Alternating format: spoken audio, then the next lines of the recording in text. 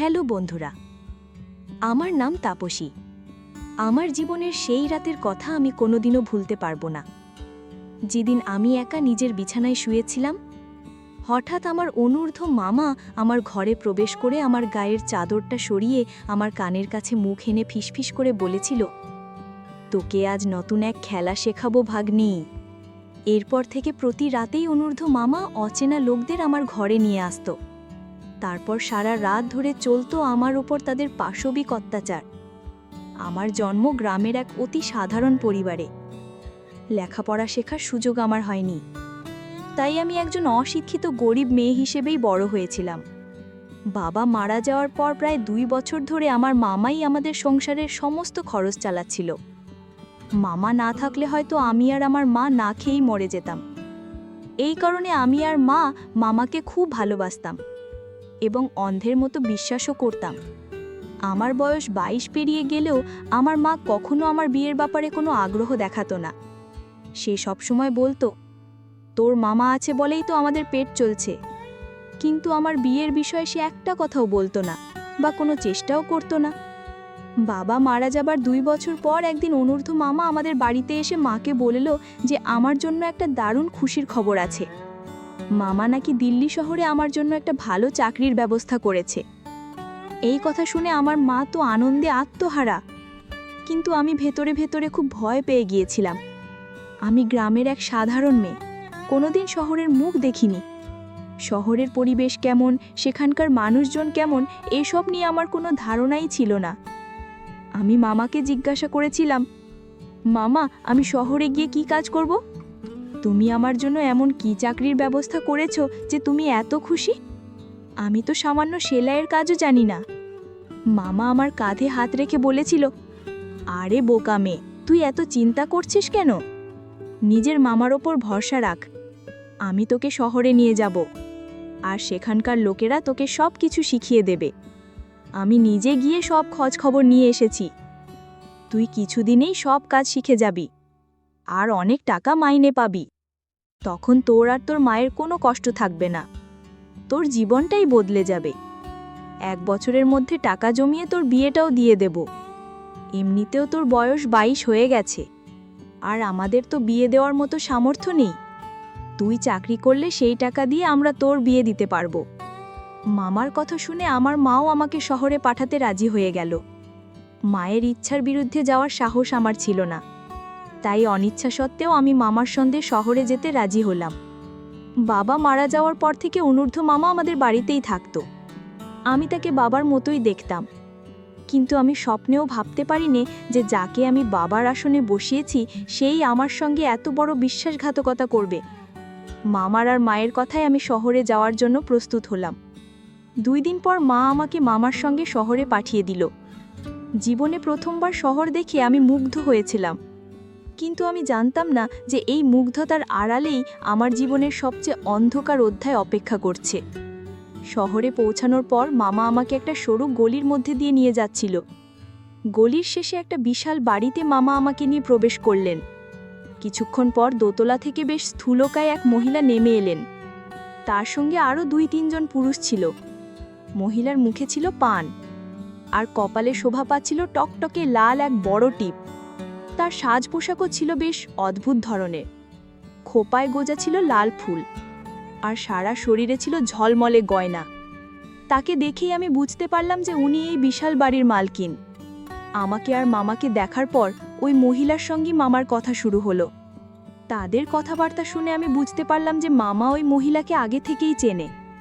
এরপর মহিলাটি আমার আপাদমস্তক খুঁটিয়ে দেখতে লাগলো এবং মামাকে বলল, কি রে অনূর্ধ্ব, এত বেশি বয়সী মেয়ে নিয়ে এসেছিস?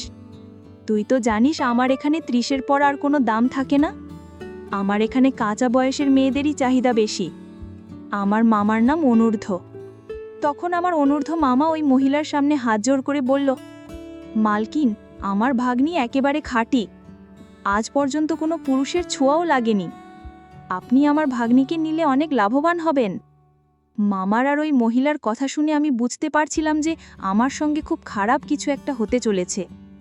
আমার মামার কথা শুনে ওই মহিলা মামার হাতে নগদ 5,000 টাকা দিয়ে বলল, এর থেকে একটা টাকাও বেশি দিতে পারবো না। ইচ্ছে হলে এই টাকাই নে, না হলে তোর ভাগ্নিকে নিয়ে বাড়ি ফিরে যা। 5,000 টাকা পেয়ে আমার মামা খুশিতে গদগদ হয়ে ওই মহিলার পায়ে হাত দিয়ে প্রণাম করে যেই না বেরিয়ে যেতে উদ্যত হয়েছে, আমি সব কিছু বুঝতে পেরে মামার কাছে ছুটে যাচ্ছিলাম, এটা বলতে যে সে আমার সঙ্গে কত বড় অন্যায় করলো। আমার নিজের মামা মাত্র 5,000 টাকার জন্য আমাকে একটা নিষিদ্ধ পল্লীতে বিক্রি করে দিয়েছিল। আমি যখন ওই বাড়িতে থাকতে অস্বীকার করলাম, তখন ওই মহিলা তার সঙ্গে লোকগুলোকে দিয়ে আমাকে ধরে উপরের একটা ঘরে বন্দি করে রাখতে বলল।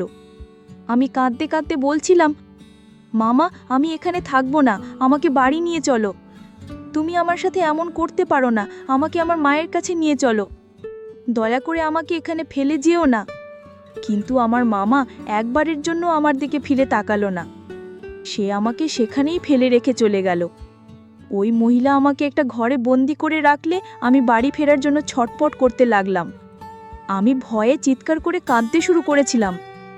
আমি স্বপ্নেও ভাবতে পারিনি যে আমার নিজের মামা আমাকে শহরে আনার নাম করে একটা নিষিদ্ধ পল্লীতে বিক্রি করে দেবে। সারাদিন আমাকে ওই ঘরে বন্দি করে রাখা হলো। সন্ধ্যের পর ওই মহিলা, যাকে ওই বাড়ির সবাই মালকিন বলে ডাকত, আমার ঘরে ঢুকল। আমি তাকে দেখা মাত্রই কান্নায় ভেঙে পড়ে তার পায়ে ধরে বললাম, মালকিন আমাকে এখান থেকে বাড়ি যেতে দিন, আমি এসব কাজ করতে পারবো না। মালকিন আমাকে সজোরে ধাক্কা দিয়ে বলল, বেশি নাটক করবি না, একটু পরেই খদ্দের আসবে, নিধি তোকে সুন্দর করে সাজিয়ে দেবে, ভালোভাবে তৈরি হয়ে থাকবি, আর আমার খদ্দেরকে খুশি করবি, এর বিনিময়ে তুই অনেক টাকা পাবি।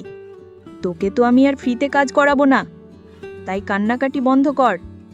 আর একটা কথা মনে রাখিস, এখান থেকে আজ পর্যন্ত কোনো মেয়ে পালাতে পারেনি, তুইও পালানোর চেষ্টা করবি না, করলে ফল খুব খারাপ হবে। সেই দিন থেকেই আমার জীবনটা পুরোপুরি বদলে গেল। যা আমি কোনোদিনও কল্পনাও করিনি তাই আমার সঙ্গে ঘটল। সেই দিন রাতে আমার রুমে 50 বছর বয়সী এক লোক আমার উপর জোর করে ওইসব করেছিল। লোকটা যখন আমার ঘরে প্রবেশ করেছিল, তখন আমি তার সামনে হাত জোর করে অনেক অনুনয় বিনয় করেছিলাম, কিন্তু সে আমার কোনো কথা শোনেনি। সেই রাতের পর থেকে আমি অনেকবার ওই নিষিদ্ধ পল্লী থেকে পালানোর চেষ্টা করেছি, কিন্তু পারিনি। ঘরগুলোতে একটাও জানালা ছিল না। এরপর থেকে প্রত্যেক রাতে নতুন নতুন লোক আমার উপর অত্যাচার করত। এইভাবে প্রায় 1 মাস কেটে যাওয়ার পর আমি বাধ্য হয়ে এই জীবনকেই আমার ভাগ্য বলে মেনে নিয়েছিলাম। 1 মাস পর আদনান নামের 35 বছর বয়সী এক লোক আমার কাছে আসতে শুরু করে। সে সপ্তাহে 4 দিন করে আমাদের ওখানে আসতো এবং আমার সঙ্গেই সময় কাটাতো। তার আচরণ ছিল অন্যদের চেয়ে সম্পূর্ণ ভিন্ন।